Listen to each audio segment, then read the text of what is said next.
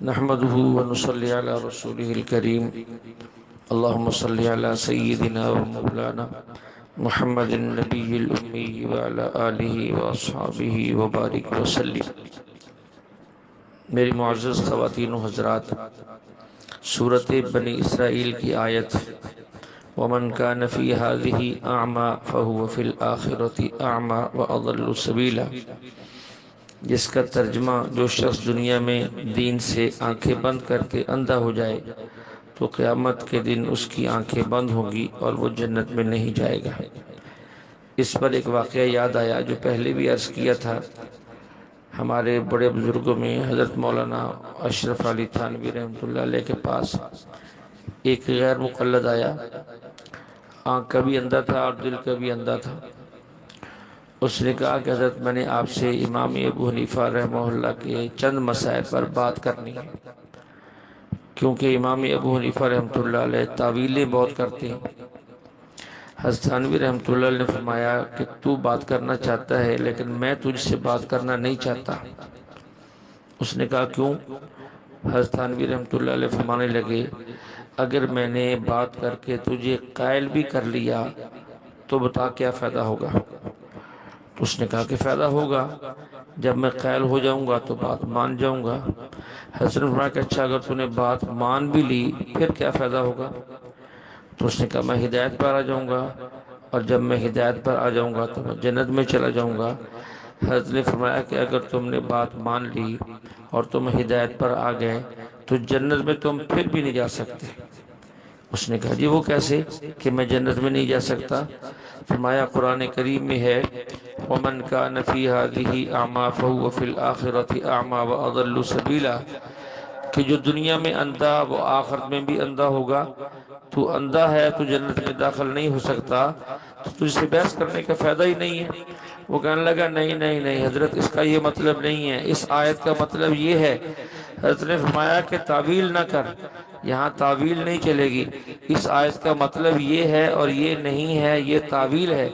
اگر امام المسلمین امام ابو حنیفہ رحمۃ اللہ علیہ آیت کا مطلب بیان کریں، تم کہتے ہو تعویل کی ہے اور تم اب خود تعویل کرتے ہو تو یہ تعویل کیوں نہیں ہے؟ تو اس نے کہا جی تعویل نہ کریں تو قرآن حل نہیں ہوتا۔ حضرت تھانوی رحمۃ اللہ علیہ نے فرمایا کہ یہی بات تو امام المسلمین امام ابو حنیفہ رحمۃ اللہ علیہ فرماتے ہیں، تم تعویل کرو تو ٹھیک، اور امام ابو حنیفہ رحمہ اللہ تعویل کریں تو غلط۔ بڑی عجیب بات ہے، اس لیے تمہیں جو ہے کہ میں نے تم سے بحث ہی نہیں کرنی۔ اس کے بعد اسی سورت کی کچھ آگے چل کر آیت ہے وَإِن كَادُوا لَيَفْتِنُونَكَ عَنِ الَّذِي أَوْحَيْنَا إِلَيْكَ لِتَفْتَرِيَ عَلَيْنَا غَيْرَهُ وَإِذًا لَاتَّخَذُوكَ خَلِيلًا وَلَوْلَا أَن ثَبَّتْنَاكَ لَقَدْ كِدتَّ تَرْكَنُ إِلَيْهِمْ شَيْئًا قَلِيلًا۔ اب یہ ایسی آیات ہیں، بلکہ پورا کلام اللہ ہی ایسا ہے جس کو عربی گرامر آئے جب وہ تلاوت کرے گا تو اسے لطف آئے گا۔ جس قدر وہ قرآن کے علوم سے واقف ہوگا اسے تلاوت میں اور پڑھنے میں اور سمجھنے میں اسی قدر لطف ہوگا۔ اللہ تعالیٰ فرما رہے ہیں کیونکہ یہاں عصمت انبیاء کا مسئلہ ہے، انبیاء علیہ السلام گناہوں سے محفوظ ہوتے ہیں، اللہ جل شانہ نبی سے گناہ ہونے نہیں دیتے، اللہ ان کی حفاظت کرتے ہیں۔ یہاں اللہ جل شانہ فرما رہے ہیں میرے پیغمبر آپ جو ان کی بات نہیں مانتے اور آپ ہدایت پر جمے ہوئے ہیں، اس کا سبب یہ ہے کہ ہم آپ کی حفاظت کرتے ہیں۔ وَلَوْلَا أَن ثَبَّتْنَاكَ، اگر ہم آپ کو ثابت قدم نہ رکھتے تو نتیجہ کیا نکلتا؟ لَقَدْ كِدتَّ تَرْكَنُ إِلَيْهِمْ شَيْئًا قَلِيلًا، تو آپ تھوڑا سا بہت تھوڑا سا ان کی طرف مائل ہو جاتے۔ دیکھیے قرآن کی عجیب ترتیب ہے، ایک لفظ فرمایا وَلَوْلَا أَن ثَبَّتْنَاكَ، اگر ہم آپ کو صادم قدم نہ رکھتے، پھر فرمایا لقد، عربی میں اس کا معنی قریب کے لیے آتا ہے، پھر فرمایا کتا، اس کا معنی بھی قریب کے لیے آتا ہے، پھر فرمایا ترکنو، اس کا معنی ہوتا ہے مائل ہونا، شیئن کا معنی تھوڑا سا، قلیلن کا معنی بہت تھوڑا سا۔ تو اللہ جل شانہ اپنے نبی کی فطرت بیان کر رہے ہیں کہ نبی کی فطرت اتنی عمدہ، اتنی پاکیزہ، اتنی صاف ستھری ہوتی ہے، اگر ہم آپ کو ثابت قدم نہ رکھتے تو قریب تھا کہ آپ جو ہے ان کی باتوں کی طرف مائل ہو جاتے، تھوڑا سا مائل ہو جاتے، یعنی بہت تھوڑا سا مائل ہو جاتے۔ اب دیکھیے یہ بہت تھوڑا سا، یہ تھوڑا میرے اور آپ کے اعتبار سے نہیں، یہ تھوڑا اللہ کی ذات کے اعتبار سے ہے۔ جس کو اللہ تھوڑا کہے وہ کتنا تھوڑا ہوگا، جیسے جس کو اللہ زیادہ کہے وہ کتنا زیادہ ہوگا، ہم وہ نہیں سوچ سکتے۔ ایسے ہی اللہ جس کو تھوڑا کہے، کم کہے، وہ کتنا تھوڑا ہوگا۔ آپ اس سے اندازہ کریں کہ نبی کی طبیعت کتنی صاف ہوتی ہے۔ اللہ فرماتے ہیں میرے پیغمبر ہم نے ثابت قدم رکھا اور آپ ان کی بات نہیں مانتے۔ اگر ہم آپ کو ثابت قدم نہ رکھتے تو بالکل معمولی سا کسی نہ کسی درجے میں آپ ان کی طرف ہلکا سا، بہت ہلکا سا، تھوڑا سا، بہت تھوڑا سا مائل ہو جاتے ہیں۔ یعنی اللہ حضور علیہ السلام کی فطرت بیان فرما رہے ہیں کہ جو باطل کو قبول کرتی ہی نہیں، چہ جائے کہ اللہ کی حفاظت کا پردہ اس پر موجود ہو، تو پھر پیغمبر باطل کی طرف کیسے جا سکتا ہے؟ نبی کا مزاج ایسا ہے کہ نبی باطل کے قریب بھی نہیں جاتا۔ اس لیے کسی نے یہ بات لکھی ہے کہ اگر کسی نے آپ علیہ السلام کو سمجھنا ہو تو آپ کے صدیق کو سمجھیں، اس لیے کہ جو صدیق ہوتا ہے وہ عکس ہوتا ہے، اس کے اندر پیغمبر کا عکس ہوتا ہے۔ اگر کسی نے آپ علیہ السلام کے مزاج کو سمجھنا ہے، کسی نبی کے مزاج کو سمجھنا ہے، تو اس کا جو صدیق ہوگا اس کو دیکھے، اس کا مزاج سمجھ میں آئے گا۔ اور صدیق کون ہوتا ہے؟ صدیق وہ ہوتا ہے جو پیغمبر کا عکس ہوتا ہے، پیغمبر کے مزاج کو سمجھتا ہے، اسے صدیق کہتے ہیں۔ حضرت ابوبکر صدیق رضی اللہ عنہ اس حیثیت سے صدیق بھی ہیں اور صدیق اکبر بھی ہیں۔ ہمارے کابرین میں بانی دارالعلوم دیوبند قاسم العلوم والخیرات حضرت مولانا محمد قاسم نانوتوی رحمۃ اللہ علیہ فرماتے ہیں صدیق وہ ہوتا ہے جو باطل کو اس طرح پھینک دیتا ہے جس طرح میدا مکھی کو باہر پھینک دیتی ہے۔ یعنی میدا مکھی کو کبھی قبول نہیں کرتا، بلکہ وہ منہ میں پڑے تو انسان تھوکتا ہے، اور جو ہے پھر اگر کچھ آگے گزر جائے تو کیا کرنے کی کوشش کرتا ہے کہ اس کو نکالتا ہے۔ جیسے میدا اس کو قبول نہیں کرتا، ایسے صدیق جو ہے وہ کبھی باطل کو اور نہ حق بات کو اور کذب اور جھوٹی بات کو کبھی قبول نہیں کرتا۔ پھر آگے حضرت نانوتوی رحمۃ اللہ علیہ فرماتے ہیں میدا جس طرح مٹھاس قبول کرتا ہے اس طرح صدیق وہ ہے جو صداقت کو قبول کرتا ہے۔ دنیا میں میدا کا نظام ہضم بہترین بنانے کی جو سب سے مضبوط چیز اطباء نے لکھی ہے اور تجربہ ہے وہ میٹھی چیز ہے۔ اس لیے عموماً لوگ کھانے کے بعد میٹھا کھاتے ہیں، اس لیے کہ میدے کی خاصیت یہ ہے کہ اس کو وہ بہت جلد قبول کرتا ہے۔ حتیٰ کہ اگر کسی کے میدا میں زیادہ مرچیں کھانے کی وجہ سے، مسالے کھانے کی وجہ سے جلن پیدا ہو جائے تو اس کو ختم کرنے کے لیے بھی لوگ میٹھا استعمال کرتے ہیں اور میٹھا کھاتے ہیں، کیونکہ میدا جو ہے وہ مٹھاس کو جلدی قبول کرتا ہے۔ اسی طرح صدیق بھی حق کو جلدی قبول کرتا ہے۔ اسی طرح اس سورت کی ایک آیت اقیم الصلاۃ لدلوک الشمس الی غسق اللیل وقرآن الفجر ان قرآن الفجر کان مشہودا، اس آیت کے اندر اللہ جل وعلا نے پانچوں نمازوں کا ذکر فرمایا ہے اور فرمایا کہ اے پیغمبر اقیم الصلاۃ، آپ نماز قائم کریں، لدلوک الشمس، سورج کے ڈھلنے سے لے کر الی غسق اللیل، رات کے چھا جانے تک۔ اس میں 4 نمازوں کا ذکر ہے۔ اب ایسا تو ہو نہیں سکتا کہ سورج ڈھلے اور بندہ نماز کی نیت باندھ لے اور رات کے چھائے جانے تک سلام ہی نہ پھیرے، نہیں، اسی کے اندر 4 نمازوں کا ذکر ہے کہ سورج ڈھلے گا، وقت زوال ہو گیا تو اب ظہر کی نماز کا ٹائم، پھر کچھ وقفے کے بعد عصر، پھر کچھ وقفے کے بعد مغرب، پھر کچھ وقفے کے بعد عشاء، الی غسق اللیل، رات کے چھا جانا، تو ان 4 نمازوں کا ذکر ہے۔ اور آخری جملہ میں وقرآن الفجر، قرآن الفجر کے اندر فجر کی نماز کا ذکر ہے۔ یہاں لفظ نماز نہیں بولا گیا، لفظ قرآن بولا گیا ہے، لیکن لفظ قرآن سے مراد فجر کی نماز ہے، کیونکہ فجر کی نماز میں تلاوت باقی نمازوں کے مقابلے میں بہت زیادہ کی جاتی ہے، اس لیے اللہ جل شانہ نے اس نماز کا نام ہی قرآن رکھ دیا۔ تو پانچوں نمازوں کا ثبوت اسی ایک آیت کے اندر ہے۔ یہاں پر ایک بات یاد آ گئی، ایک اختلافی مسئلہ ہے۔ بعض فقہا کہتے ہیں مغرب کی نماز کا وقت جو ہے وہ شفق احمر کے اختتام پر ختم ہو جاتا ہے، اور بعض کہتے ہیں کہ نہیں، شفق ابیض کے اختتام پر ختم ہوتا ہے۔ امام صاحب رحمۃ اللہ علیہ کی فقاہت دیکھیے اور باریک بینی دیکھیے کہ نظر کہاں تک پہنچی۔ جب سورج غروب ہوتا ہے پہلے ایک سرخی جو ہے آسمان کے کناروں پر چھا جاتی ہے جو 15-20 منٹ رہتی ہے، پھر وہ ختم ہوتی ہے، پھر سفیدی چھا جاتی ہے جو تقریباً جو ہے 1-1.25 گھنٹے تک رہتی ہے۔ جب پہلے سرخی گم ہوتی ہے، پھر سفیدی آتی ہے، پھر سفیدی ختم ہوتی ہے۔ امام ابو حنیفہ رحمۃ اللہ علیہ فرماتے ہیں سورج غروب ہونے کے بعد سرخی بھی ختم ہو جائے، پھر سفیدی بھی ختم ہو جائے تو پھر عشاء کا وقت شروع ہوتا ہے۔ اللہ فرماتے ہیں اِلَى غَسَقِ اللَّيْلِ، جب رات چھا جائے تو رات تبھی چھائے گی کہ دن کی سرخی بھی ختم ہو اور دن کا اجالا بھی ختم ہو۔ اگر شفق احمر ہی مراد لیتے ہیں تو پھر تو روشنی موجود ہوتی ہے آسمان کے اوپر اور کناروں کے اوپر، اس لیے شفق احمر بھی ختم ہو جائے، اس کے بعد شفق ابیض بھی ختم ہو جائے، پھر جو ہے وہ رات چھانے کا حکم لگتا ہے، پھر عشاء کی نماز کا وقت شروع ہوتا ہے۔ دیکھیے اس آیت کے اندر اس باریک بینی سے امام المسلمین جو ہے وہ مسئلے کی تہ تک پہنچے ہیں۔ اللہ جل شانہ ہمیں تمام فقہا کی قدر کرنے کی توفیق عطا فرمائے۔ اس کے بعد اس سورت کی ایک آیت کچھ آگے چل کر آیت نمبر 85، وَيَسْأَلُونَكَ عَنِ الرُّوحِ قُلِ الرُّوحُ مِنْ أَمْرِ رَبِّي وَمَا أُوتِيتُم مِّنَ الْعِلْمِ إِلَّا قَلِيلًا۔ یہاں مسئلہ یہ ہے کہ مکہ والوں کو پریشانی یہ تھی کہ حضور علیہ السلام نے ایک آدمی ہیں، صادق ہیں، امین ہیں، تمام خوبیوں کے مالک ہیں، اب انہوں نے دعویٰ نبوت کر دیا ہے تو یہ ان کو برداشت نہیں تھا۔ شاید یہ حکومت لینا چاہتے ہیں، سرداری لینا چاہتے ہیں، کیا چاہتے ہیں؟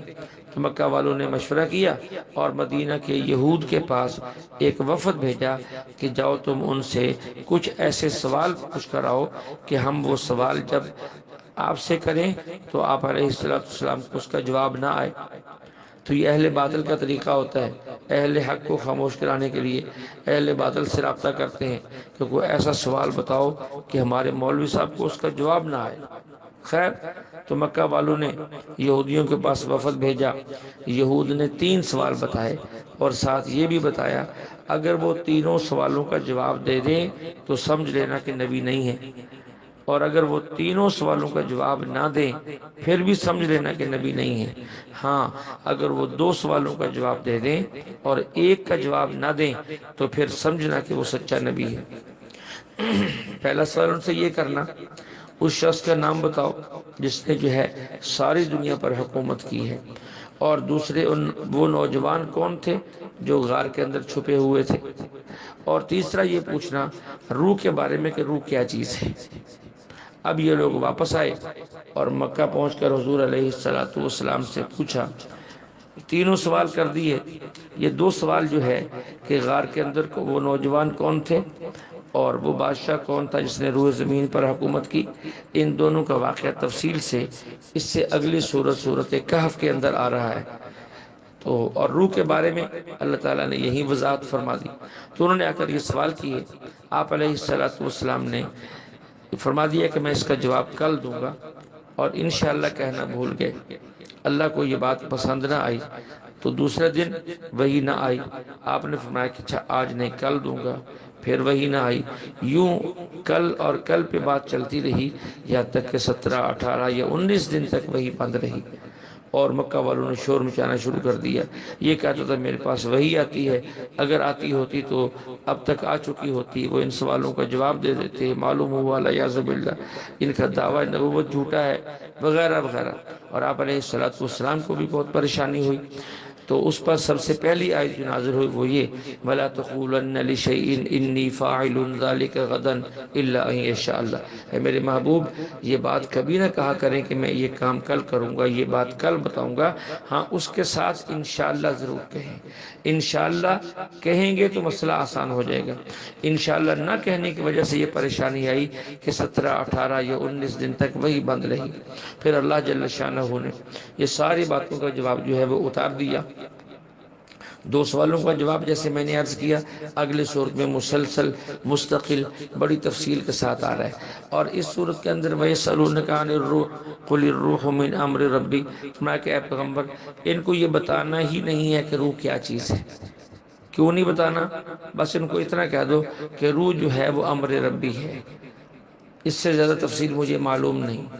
کیوں نہیں بتانا؟ اس لیے کہ روح کی تفصیل کیا ہے، اس لیے نہیں بتانی کہ ان کا دماغ، ان کی عقل ایسی نہیں ہے کہ جو اس کو سمجھ سکے، اس لیے بتانے کی ضرورت بھی نہیں ہے۔ یہاں سے ایک مسئلہ یہ بھی نکلا، اہل علم کو عوام کے سامنے وہ مسائل بیان کرنے چاہیے جو ان کی عقل کے مطابق ہوں اور وہ سمجھ سکیں۔ ایسے مسائل جو ان کی عقل سے ورا ہوں وہ عوام میں بیان ہی نہیں کرنے چاہیے۔ دیکھیے ایک موقع یہ تھا، یہ سوال کیا گیا کہ بتائیں اللہ کیا ہے۔ ایک سوال یہ تھا کہ اللہ کون ہے، ایک یہ کہ اللہ کیا ہے، تو یہ اللہ کیا ہے یہ سوال درست نہیں تھا۔ تو جواب کے اندر فرمایا ان سے کہہ دیجئے قل هو اللہ احد، اللہ ایک ہے، اللہ الصمد، اللہ بے نیاز ہے، لم یلد، اللہ کسی کا بیٹا نہیں، ولم یولد، اللہ کسی کا باپ نہیں، ولم یکن لہ کفوا احد، اور اللہ کا کوئی برابر نہیں۔ اب یہ جواب اللہ کیا ہے اس کا جواب نہیں دیا گیا، اللہ کون ہے اس کا جواب دے دیا گیا ہے، کیونکہ اللہ کیا ہے یہ بات ان کی عقل سے برا تھی، ان کو سمجھانا ممکن نہیں تھا، اس لیے اللہ نے وہ بات ارشاد فرمائی جو ان کو سمجھائی جا سکتی تھی۔ تو اسی لیے اہل علم کو بھی چاہیے ایسی ہی باتیں عوام کو بتائیں اور سمجھائیں جو باتیں ان کی عقل کے اندر آ جائیں۔ اس کے بعد کچھ آگے چل کر چند آیات ایسی ہیں جس میں کافروں کے بے جا سوالات کا ذکر ہے اور اللہ کی طرف سے معقول جوابات کا ذکر ہے۔ وَقَالُوا لَن نُّؤْمِنَ لَكَ حَتَّى تَفْجُرَ لَنَا مِنَ الْأَرْضِ يَنبُوعًا أَوْ تَكُونَ لَكَ جَنَّةٌ مِّن نَخِيلٍ وَعِنَبٍ فَتُفَجِّرَ الْأَنْهَارَ خِلَالَهَا تَفْجِيرًا أَوْ تُسْقِطَ السَّمَاءَ كَمَا زَعَمْتَ عَلَيْنَا كِسَفًا أَوْ تَأْتِيَ بِاللَّهِ وَالْمَلَائِكَةِ قَبِيلًا أَوْ يَكُونَ لَكَ بَيْتٌ مِّن زُخْرُفٍ أَوْ تَرْقَىٰ فِي السَّمَاءِ وَلَن نُّؤْمِنَ لِرُقِيِّكَ حَتَّىٰ تُنَزِّلَ عَلَيْنَا كِتَابًا نَقْرَؤُهُ۔ ان ساری باتوں کے جواب میں اللہ نے فرمایا قل سبحان ربی هل كنت الا بشر الرسول۔ فرمایا کہ ان کے بے جا مطالبے ہیں، بے جا سوالات ہیں۔ کبھی کہتے ہیں کہ ہم ایمان تب لائیں گے آپ زمین سے چشمے نکال دیں، کبھی کہتے ہیں کھجوروں انگوروں کے باغات جو ہے آپ ظاہر کرتے ہیں اس کے نیچے سے نہریں بہتی ہوں، کبھی کہتے ہیں آسمان کو ہمارے اوپر گرا دو، کبھی کہتے ہیں آسمان پر چڑھ کر آسمان سے یہ لے آؤ، کبھی کہتے ہیں آپ جو ہے کتاب لے کر آؤ جو ہم دیکھیں اور آپ ہمیں بتائیں کہ دیکھو میں یہ۔ فرمایا کہ ان سب کا جواب یہ ہے آپ یہ کہہ دیجیے سبحان ربی، میرا رب پاک ہے، یہ میرا کام نہیں ہے، یہ اس کا کام ہے، میں تو صرف کیا ہوں اللہ کی طرف سے ایک انسان بھی ہوں اور رسول بھی ہوں۔ مجھ سے وہ مطالبہ کرو جو انسانوں کے بس میں ہے، مجھ سے وہ مطالبہ نہ کرو جو انسانوں کے بس میں نہیں ہے۔ فرشتے کیوں نہیں آئے یہ بھی سوال کیے گئے قرآن کے اندر۔ تو یہاں دیکھیں نبی کے بشر ہونے کے اندر جو حکمتیں ہیں وہ نبی کے فرشتے ہونے کے اندر نہیں ہو سکتی تھی۔ اگر اللہ جل شانہ کسی فرشتے کو نبی بنا کر بھیج دیتے انسانوں کے اندر تو وہ انسانوں کی ضروریات کو سمجھ ہی نہیں سکتا تھا۔ کیسے سمجھتا؟ نہ اس کی اولاد، نہ اس کے بھوک کا احساس، نہ اس کی بیماری کا احساس، نہ اس کے مرنے کا اس کو دکھ، نہ اسے بھوک لگے، نہ اسے بھوک کا دکھ، نہ اسے اسے تو کسی مسئلے سے سروکار ہی نہیں تھا۔ لوگ کہتے ہیں کہ تمہیں کیا پتا کہ بھوک پہ کیا تکلیف ہے، اولاد کے مرنے پہ کیا تکلیف ہے، اولاد کی بیماری پہ کیا تکلیف ہے، اور جو ہے اگر کسی کو گھر سے نکال دی جائے اسے کیا تکلیف ہے، کسی کی بیٹی کا نکاح نہ ہو رہا اسے کیا تکلیف ہے، نکاح ہونے کے بعد طلاق ہو جائے کیا تکلیف ہے، تمہیں تو پتہ ہی نہیں ہے اس لیے تم ہمیں کہتے ہو یہ نہیں کرو یہ نہیں کرو، تو لوگ بات نہ مانتے۔ اس لیے اللہ جل شانہ نے انسانوں کے اندر انسان ہی کو نبی اور رسول بنا کر بھیجا۔ اس لیے اگر کوئی تم سے یہ سوال کرے کہ رسول اللہ علیہ السلام بشر ہیں یہ نور ہیں، تو اس کے جواب میں وضاحت کے ساتھ کہنا ہے کہ ہم حضور علیہ السلام کو ذات کے اعتبار سے بشر مانتے ہیں، وصف کے اعتبار سے نور مانتے ہیں۔ ہم اللہ کے نبی کو بشر بھی مانتے ہیں، ذات کے اعتبار سے نور بھی مانتے ہیں، صفات کے اعتبار سے حضور علیہ السلام نور ہدایت بھی ہیں، آپ علیہ السلام رہنمائے بشر بھی ہیں۔ اس لیے اللہ نے انبیاء علیہ السلام کو بشر بنا کر بھیجا ہے۔ اس کے بعد اسی سورت کی ایک آیت کچھ آگے چل کر قل ادعوا اللہ او ادعوا الرحمن۔ اللہ کے نبی دعا کر رہے تھے، یا اللہ کہہ کر، یا رحمان کہہ کر۔ مشرکین نے اعتراض کیا کہ ہمیں تو کہتے ہیں ایک خدا ہے اور خود دو خداؤں کو پکارتا ہے، کبھی یا اللہ کہتا ہے، کبھی یا رحمان کہتا ہے۔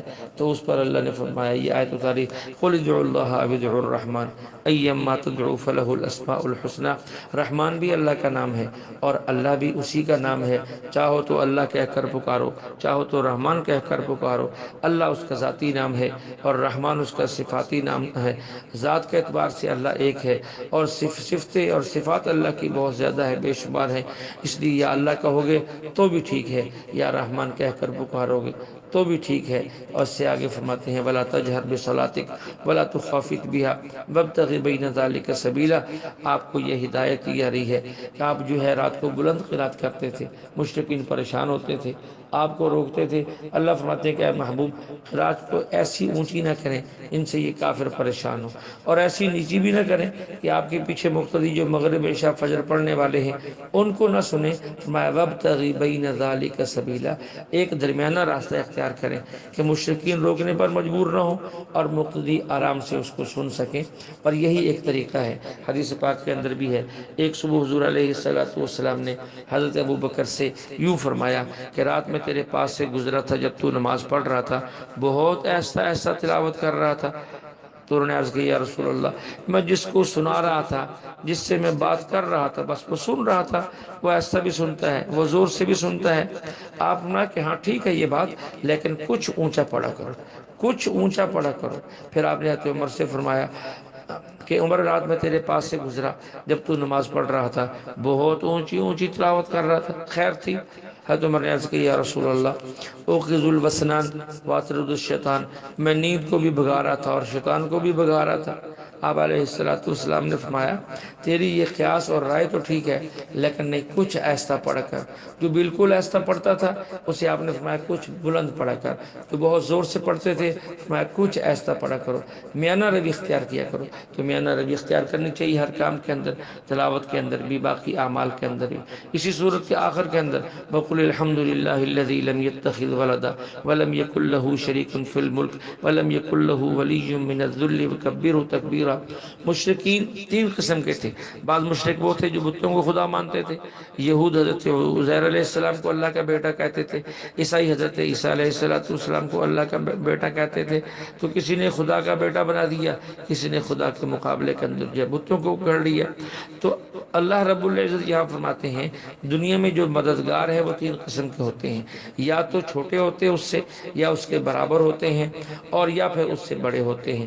اللہ فرماتے ہیں اگر وہ مددگار چھوٹا ہو اسے اولاد کہا جاتا ہے، برابر ہو تو شریک کہا جاتا ہے، بڑا ہو اسے مددگار کہتے ہیں۔ تو اللہ جل شانہ کی ذات ایسی ہے، نہ کوئی اس کے برابر ہے اور نہ کوئی اس سے چھوٹا ہے، نہ کوئی اس سے بڑا ہے، یعنی اللہ ہر قسم کے شریکوں سے پاک ہے، اللہ کو کسی کی مدد کی ضرورت نہیں۔